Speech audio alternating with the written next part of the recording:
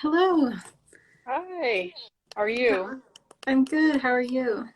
Good. That was so quick. I was ready.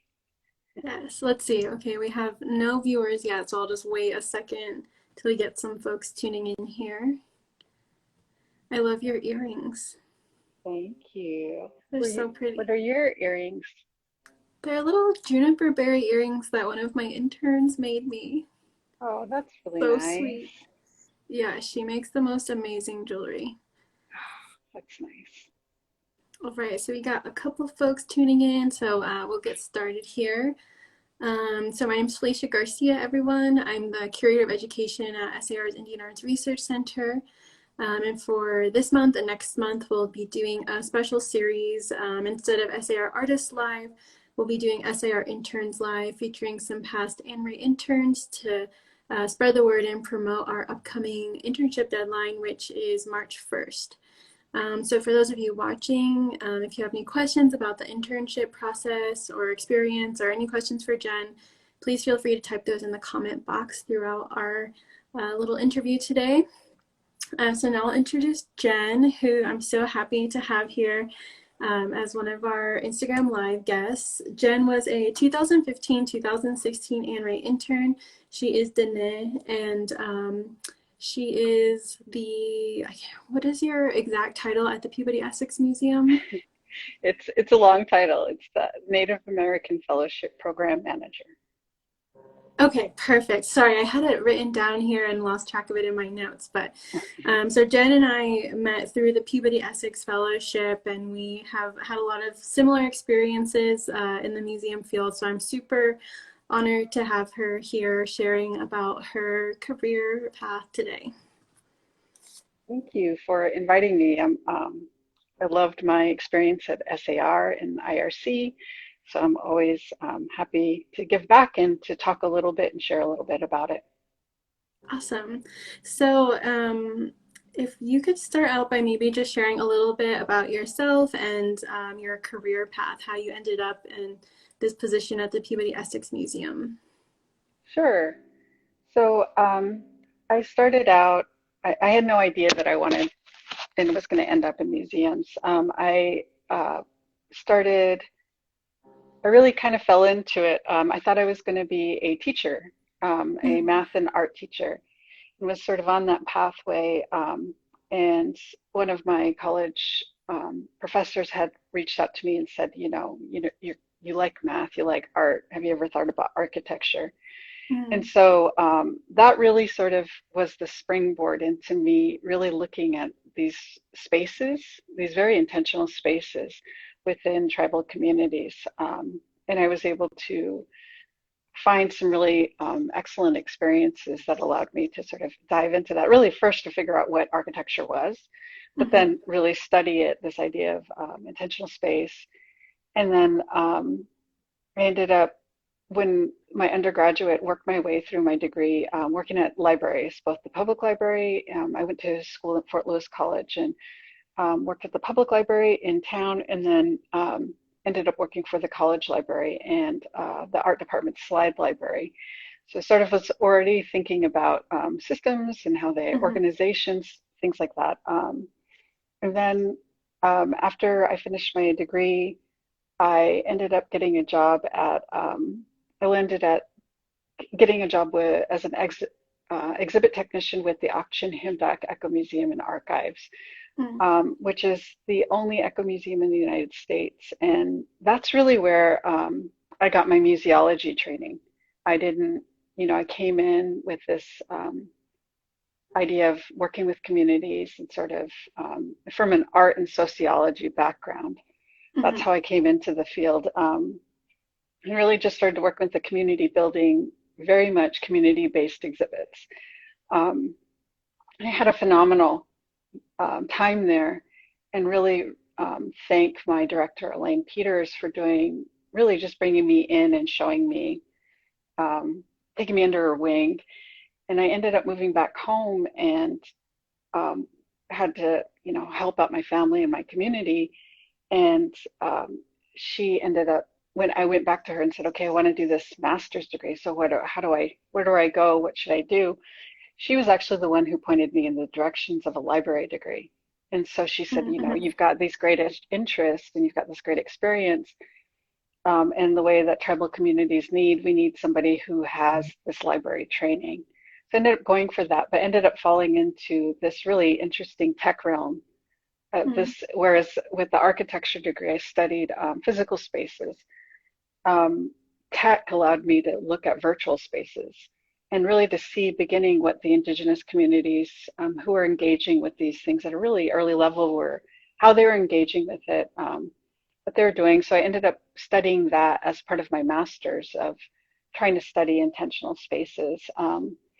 And then ended up at the Anne Ray was along the way. I had done the Peabody Essex Museum Fellowship prior to that, but ended up at the Anne Ray Fellowship and really was able to explore that, take my time there, my 9 months there, and dive deep into that subject matter Mm-hmm. because SAR had some really great resources that I could use to sort of think about that a little bit more. And then um, when I was there, my mentors had really pushed me and said, okay, you really need to, no more fellowships, no more internships. Now's the time to get a job.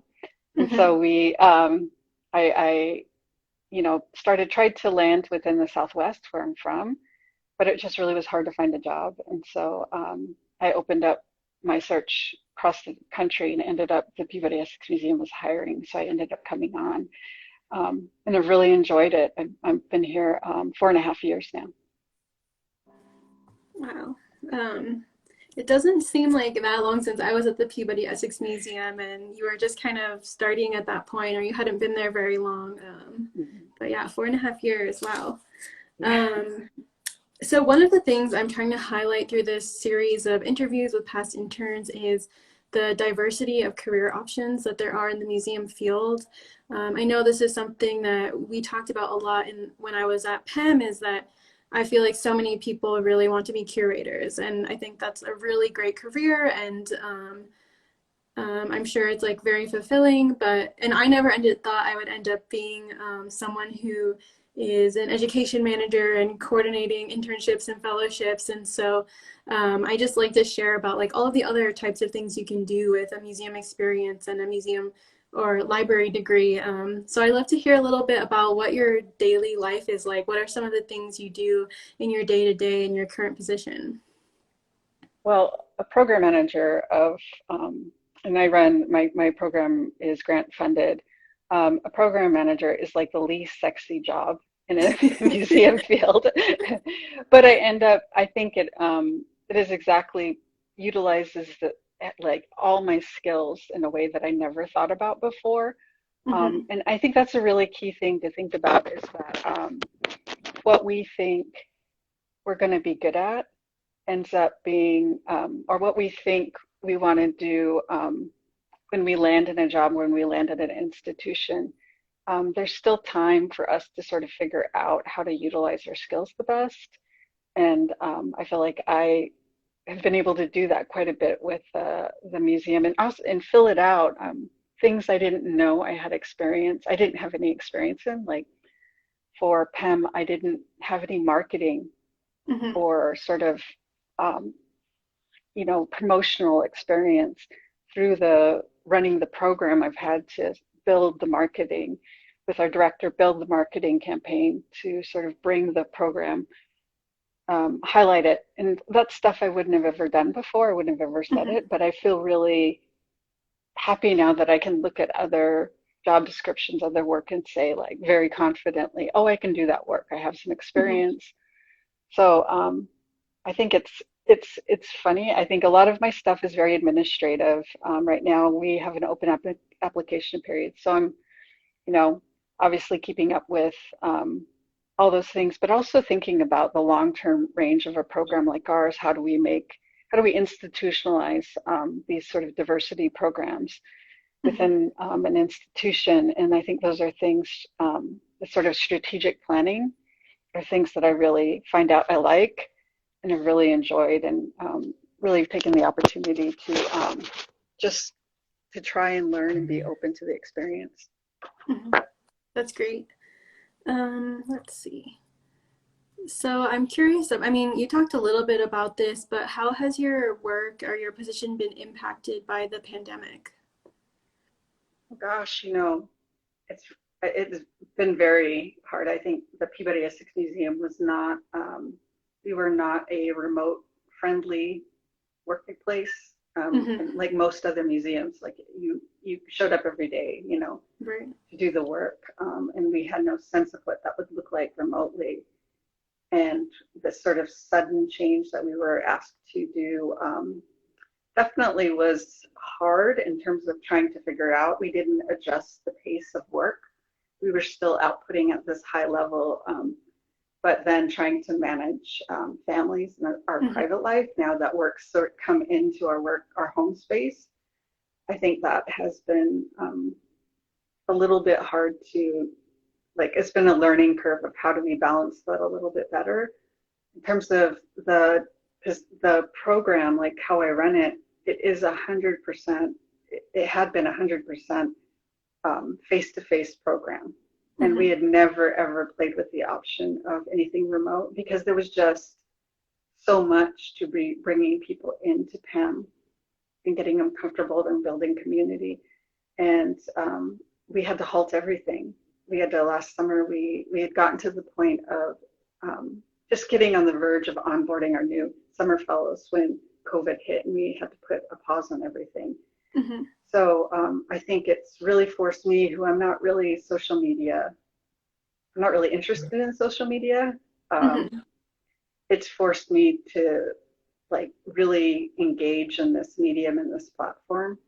Um, I think it's made me realize that like to really give credence to the community that's built online. Whereas I think I looked at it a little bit, I was very unsure of it. I think that that's been forced me to sort of play a little bit, engage with it in a way that I had never done before. And I'm actually really thankful for that because I think otherwise I would have just been still a little bit more hands off. Right. Um, yeah, but I think it's good. And I think still, I think the balance of how to manage work and personal life has been still something I'm trying to figure out how to do. Yeah, it's been so tricky for us too. We also like weren't really set up for remote work and, for the first time started using Zoom once we were forced to work at home. And so, yeah, we've been getting kind of creative and this Instagram Live series emerged out of, the stay-at-home order. So it's been good to explore new ways to connect and reach people. But yeah, I agree. It's definitely been a challenge. Oh, and you mentioned that you are currently in the process of reviewing applications or accepting them. I think you mentioned maybe that you had extended the deadline for for our viewers who are maybe thinking about applying. Yeah, yeah. So our summer fellowship is on a little bit different timeline than the Anne Ray. We extended it an additional week, so we will be taking applications until February 1st. Mhm. And it, just because our program is, we really create these customized experiences, so we need this sort of after selection, this sort of sitting time for us to work within our departments, within all the departments to figure out locations for everybody. Mhm. And really now with this year of trying to figure out how do we create these robust experiences online. It's definitely Right. new and tricky, and I think we're just going to try our best. And I think we've got some phenomenal, we always have phenomenal fellows, but I really enjoy those that are coming back from 2020, the ones that we had invited. They were already super amazing and or open to the experience, and they said, all right, we're in, like we're just going to try it with you. And so I Mhm. really appreciate that openness, which is something that we love in the program, is sort of searching for fellows who can be open to the experience of Mhm. whatever we have. So That's great. Okay, so now I would love to pivot and talk a little bit about your experience as an Anne Ray intern. So as I mentioned, Jen was here at SAR in 2015, 2016. Um, and I'm just curious about how the internship position here at SAR prepared you for your current position at PEM. I think I came into it I was a little bit older when I started, when I was going through my master's and I had babies.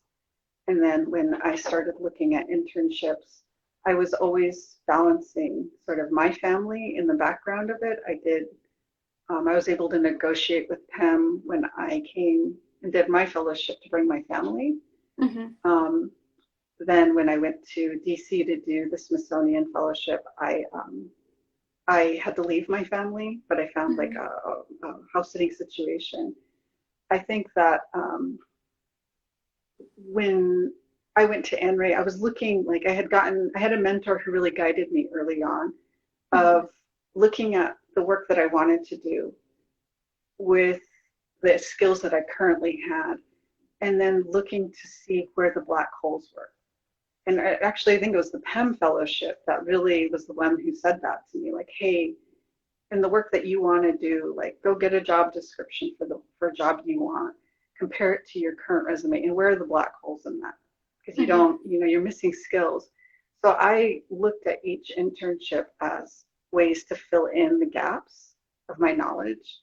And so for the Anne Ray, I went specifically to gain knowledge with working with communities and collections.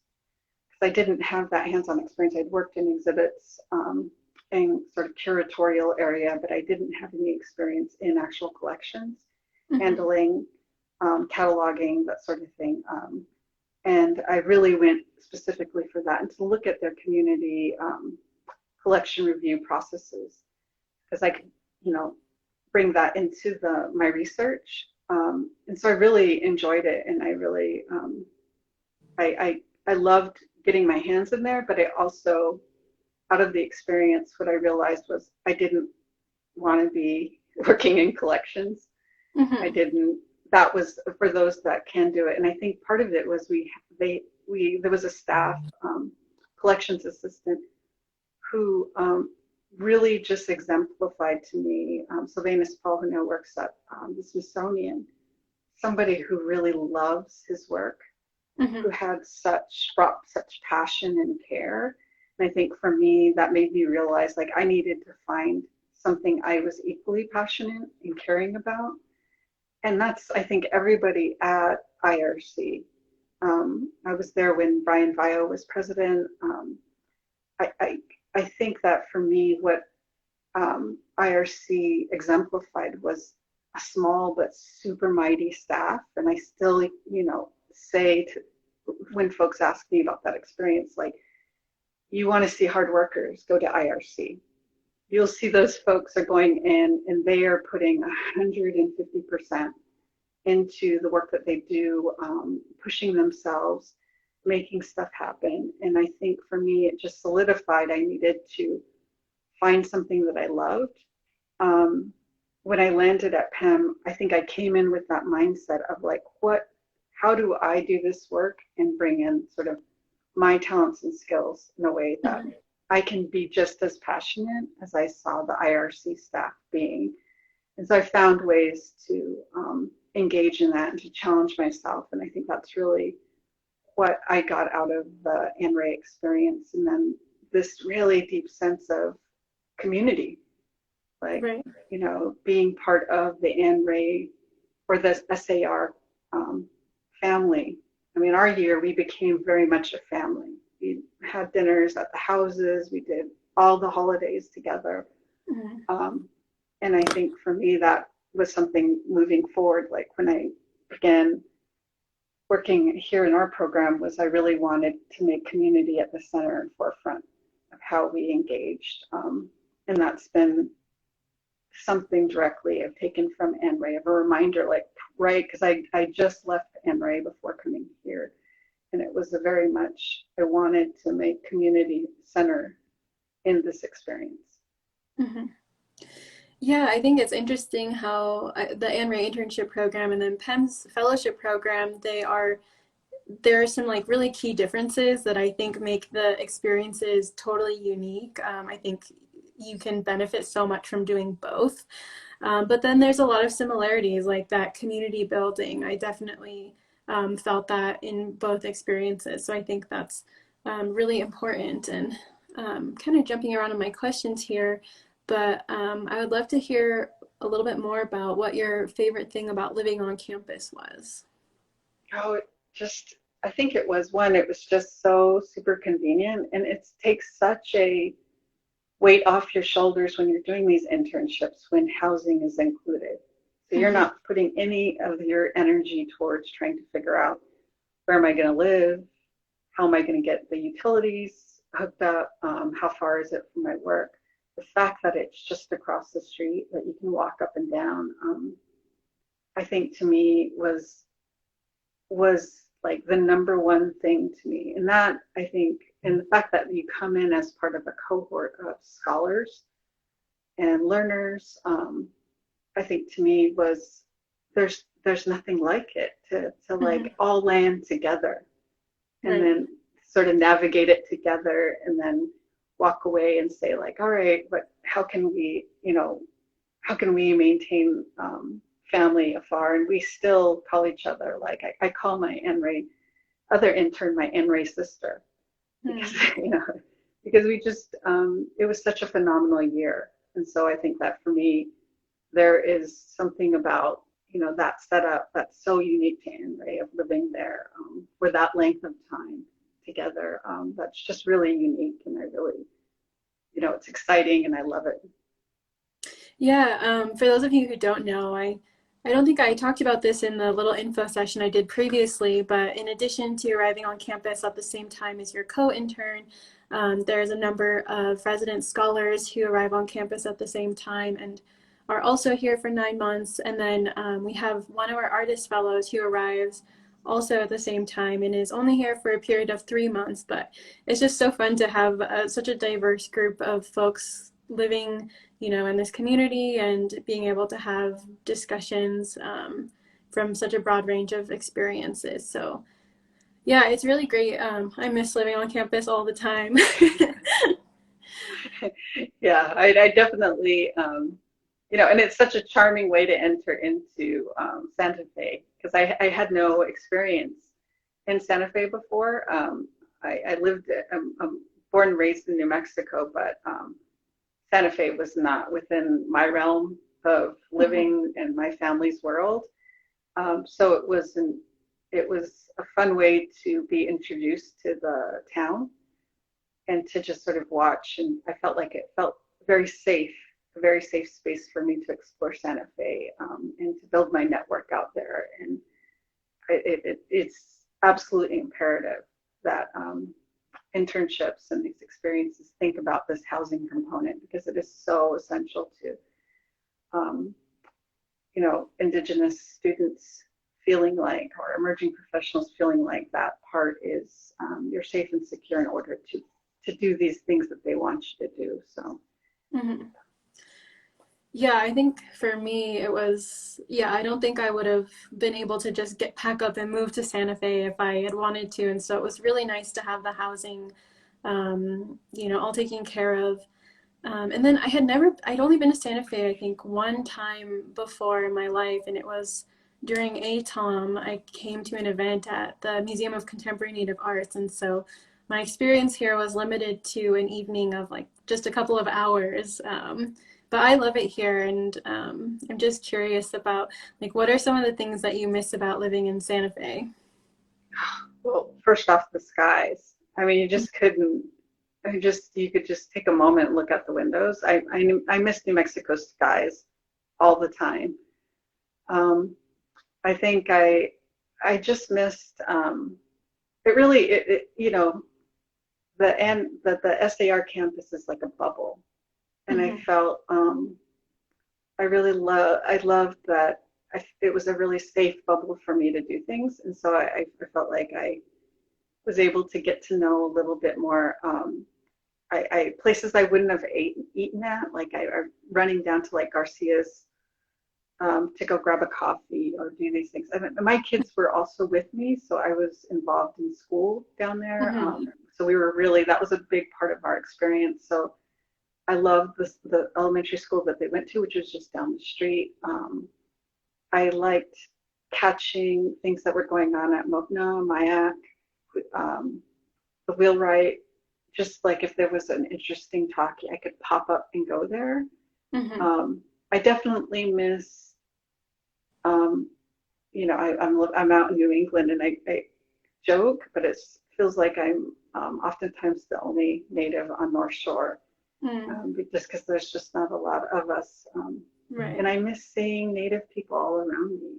I think that's a big thing. I just miss of home, and knowing like wherever I went, there was folks that looked like me that were Hmm. probably cared a lot about the things that I cared about. And I think that was a really big, that was so neat to be there and to see them, so many people focus on the arts. I Right. knew because Santa Fe was known for that. I think that was something I'd never lived in a space like that. And I think that's really just a great part about being in Santa Fe.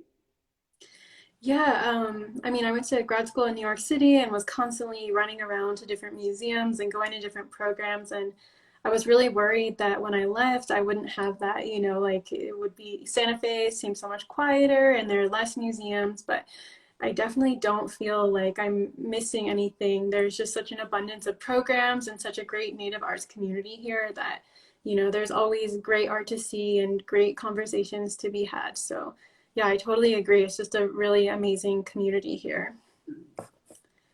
Um, let's see. So, I am curious about,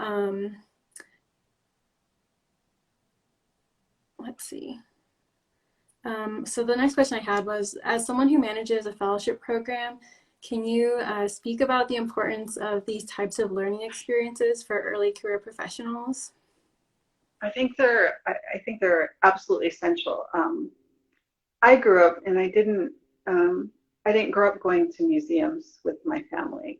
I didn't grow up going to libraries because partially as I lived on the reservation, and we didn't have multiple museums, and the library that we had was often in the school. Hmm. Um, and so I feel like there's, for folks that have access to that and go to there, they are unconsciously picking up, these protocols of how to engage and move in these Hmm. spaces, and to sort of build the confidence, and to enter into these spaces and feel like it's their space as well.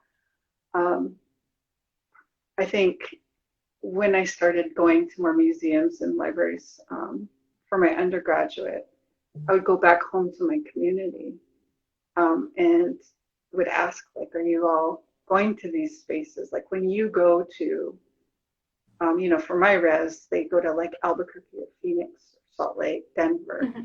when they want to go to town, like go to some like, so what do you do when you go to these outside things? And they were always said like the mall, eating Hmm. out. Um, they going to the zoos, going to museums and libraries were never at the top of their list.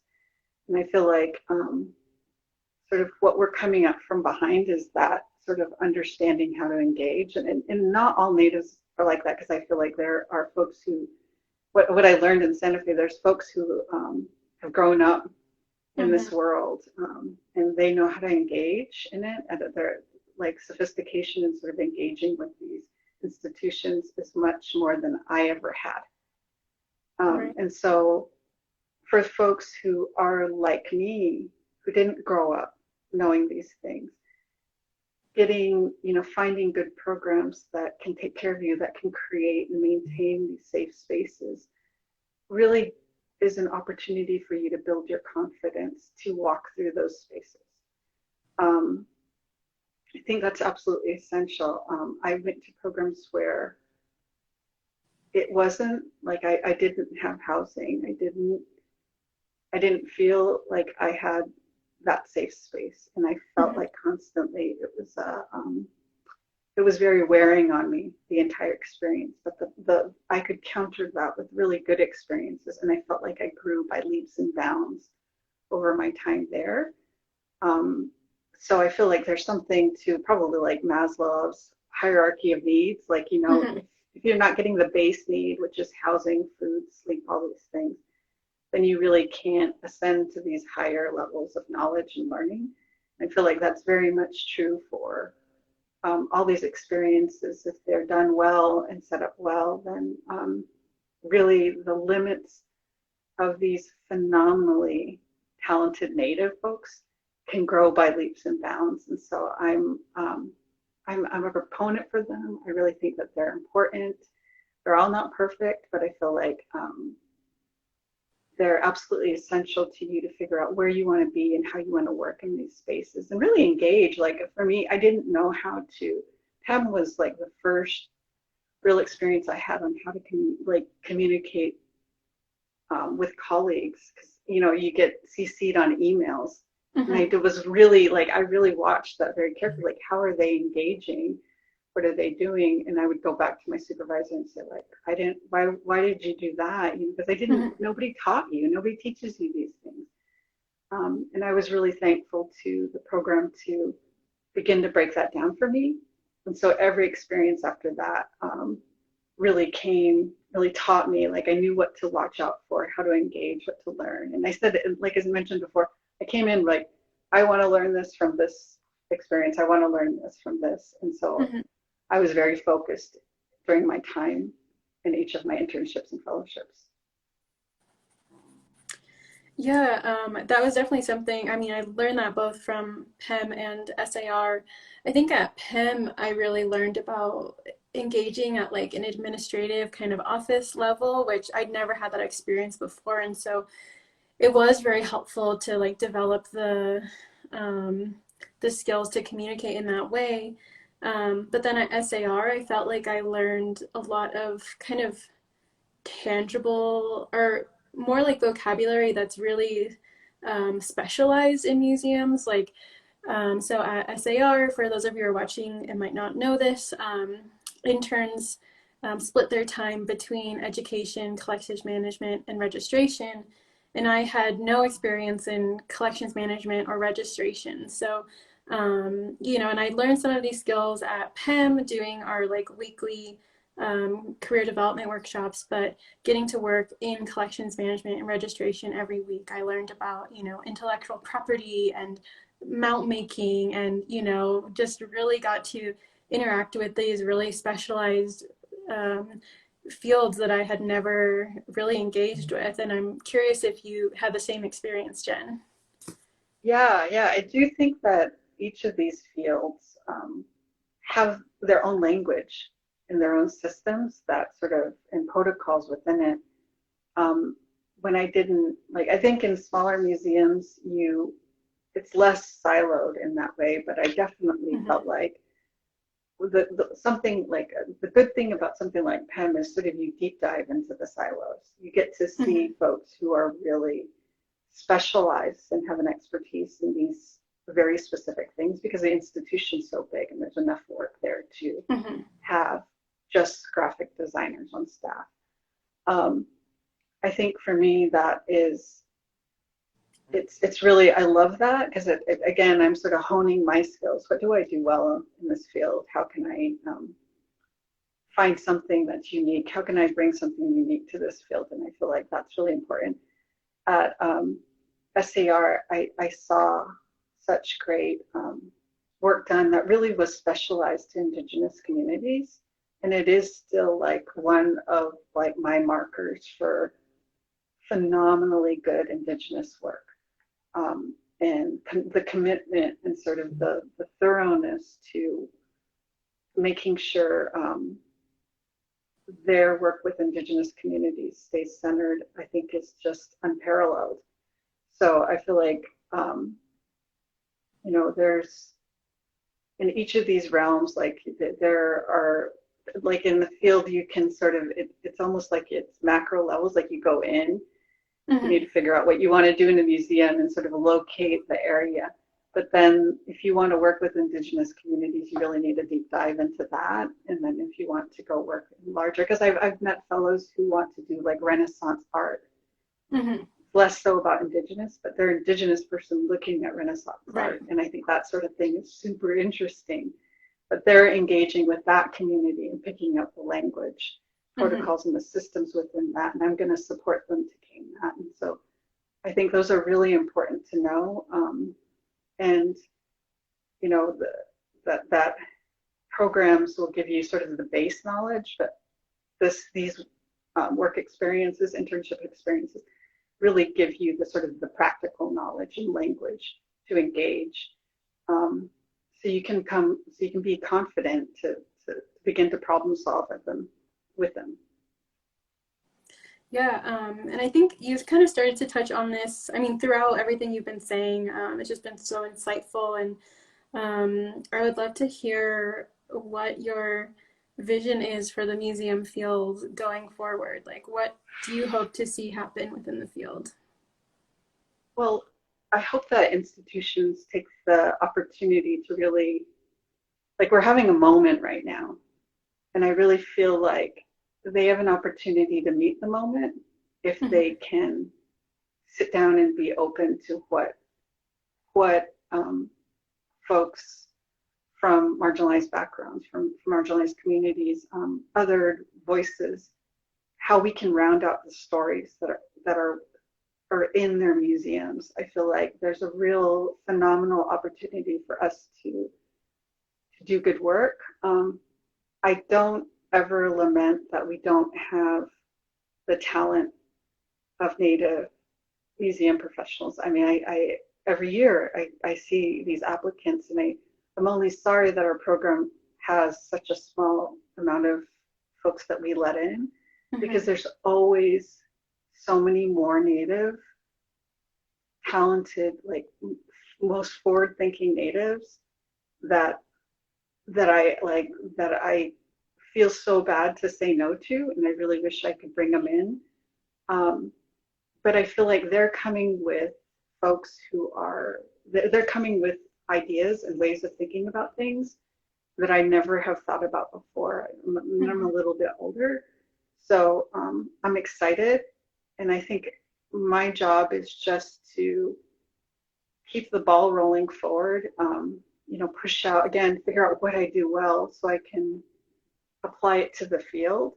Um, when I enter doors, sort of kick it in and prop it open and start pulling more people up with me. I feel like Mhm. that's what I want to see the museum field be like. I feel like Right. there is sometimes can be an undercurrent of competitiveness within the field, um, because we've all sort of bought into the belief that there's only this much room for all of us. Mhm. I don't think that's true. I think these institutions need us. Um, it's just a matter of them sort of being open to the possibility. And um, I know through our fellowship, there are tons of phenomenal professional natives there. And while they all aren't, they don't have 15 years of experience on their resume, they're coming with amazingly creative, innovative minds Mhm. to help solve some of the problems that these institutions are trying to deal with. And so if they can just be open to the possibility, I feel like, to me, that would be an exciting museum field. And it's so changing. Like I was thinking about a couple of years ago when I had a fellow who sort of engaged with things differently.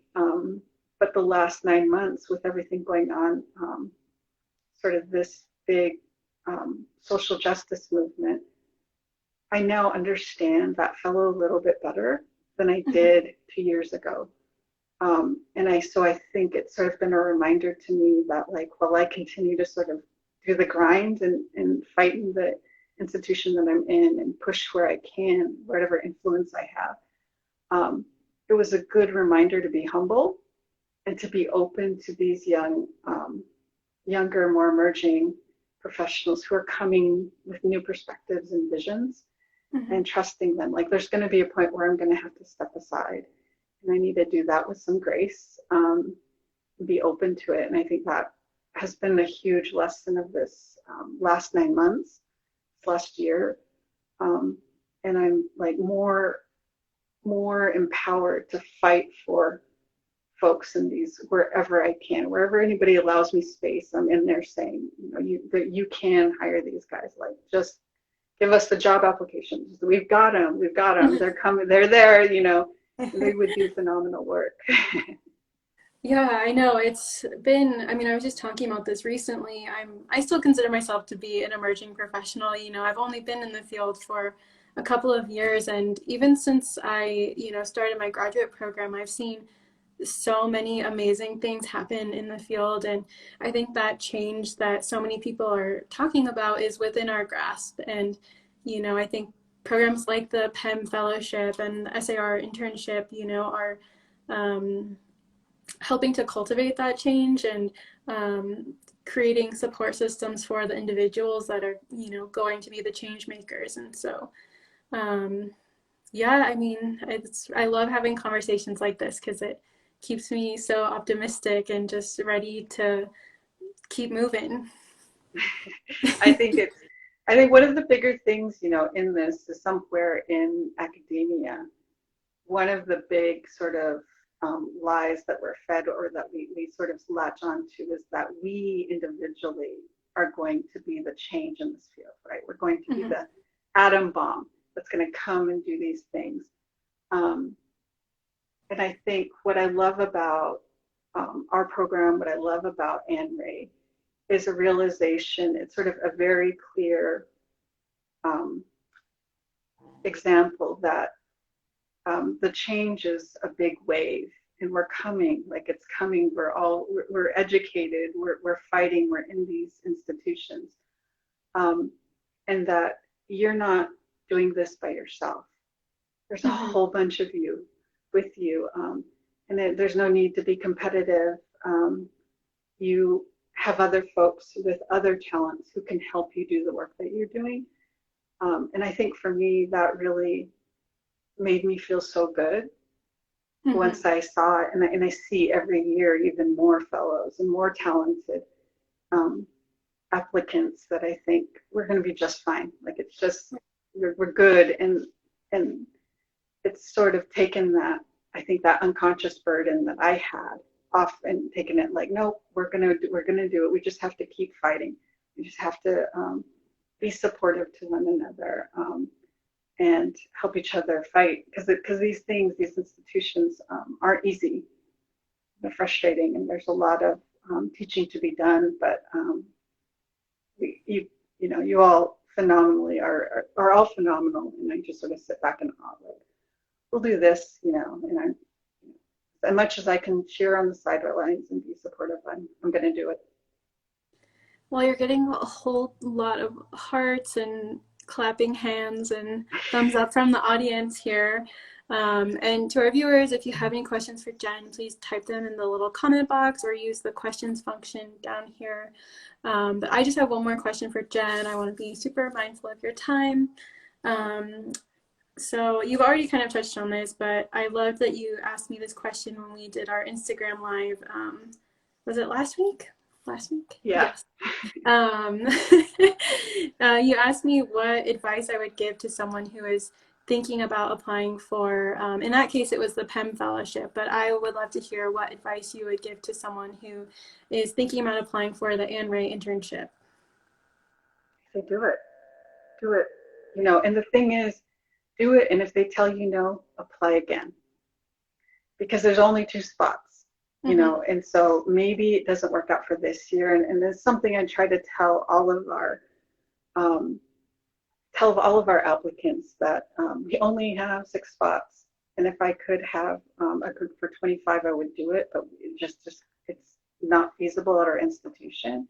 Mm-hmm. But one of the big things is that we get great applicants, but our reapplication number is really low. And this is something just across for Indigenous applicants. We hear a no, and then it's like a no forever. And these folks are like dodging me when they see Mm-hmm. me in public because they think I'm holding it against them. It's Mm-hmm. not anything like that. The thing is just some years we just don't have the space. And it's a hard decision on our end. So I always tell folks like, go for it. Like there's no harm in it. And if you don't get it, don't let it like slow you down. Don't Mm-hmm. think it's a no forever. It's just a no for now. Um, and you know, ask how you can make your application stronger. Ask how you what you can do, talk to other alumni who've been through the program. I think those are things that they can help guide you.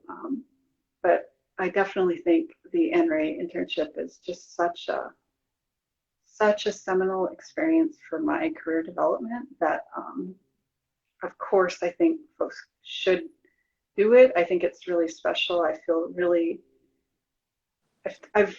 happy to have been a part of that and to have been chosen for it and to have had access to the staff there who were so generous with their time and knowledge. So it is something that is close to my heart, and well, I'm a part of the SAR family, so I'm going to stick with it. Yes, I love that. Well, I think that's all I have for you today. For those of you watching, if you have any questions, feel free to email us at iarc@sarf.org. You can go to our website, internships.sarweb.org, and then, message me or the SAR Instagram account, and we're happy to answer any questions about our upcoming deadline, which is March 1st. Well, thank you so much, Jen, for chatting with me. This was so fun. It was so nice to get to see you twice in 1 month. I know. And one day when the COVID's all done, we'll all get together someplace like ATOM or something like that and all visit and enjoy one another again. Yes. Hold each other for a really long, uncomfortable time. Yes, I'm so looking forward to that. Oh, and KK says, thank you both, such brilliance, hearts. Thank you, KK. Hey, Karen. KK. So yeah, thank you everyone for tuning in, and we'll see you on February 10th for our next SAR Interns Live. All right, thank you. Bye. Bye.